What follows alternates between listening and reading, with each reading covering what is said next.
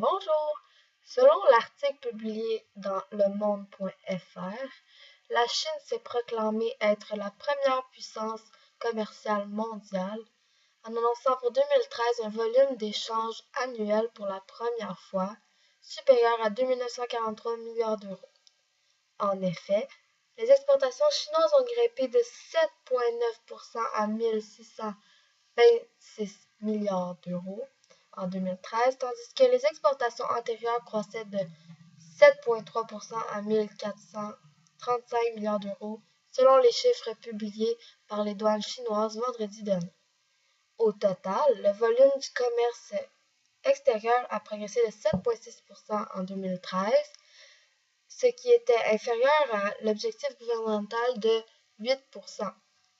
Par contre, avec ce niveau record chez les Chinois, il est presque confirmé que la Chine a détrôné les États-Unis pour la première fois l'an dernier au premier rang mondial en termes d'échanges commerciaux de biens. Récemment, l'excédent commercial chinois s'est nettement réduit, baissant de 17,4% sur un an à 19 milliards d'euros. Et la cause est que les exportations n'ont augmenté en décembre que de 4,3% sur un an à 153 milliards d'euros. Ceci est en fait un net ralentissement par rapport à la hausse de 12,7% sur un an qui a été enregistrée en novembre. Toutefois, les exportations sont en ligne avec les prévisions du marché, en raison d'une baisse de comparaison élevée en décembre 2012. L'économie chinoise a enregistré un net regain de vigueur au troisième trimestre et les autorités chinoises ont annoncé un ambitieux programme de réforme en vue de rééquilibrer la croissance du pays au détriment des investissements dans les infrastructures et en faveur de la consommation intérieure.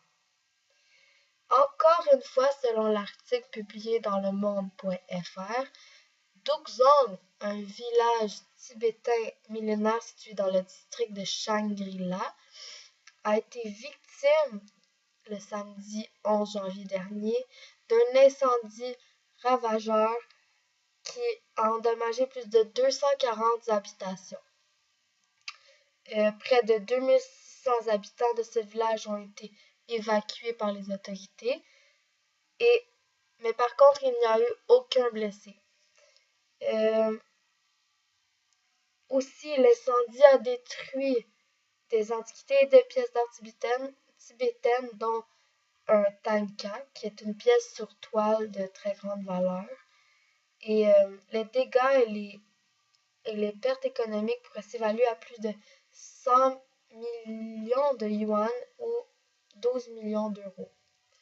Selon la Chine nouvelle, les investigations se poursuivent sur les causes de l'incendie, mais les enquêteurs ont toutefois écarté l'hypothèse que cela pourrait être d'un feu criminel. Merci beaucoup de m'avoir écouté.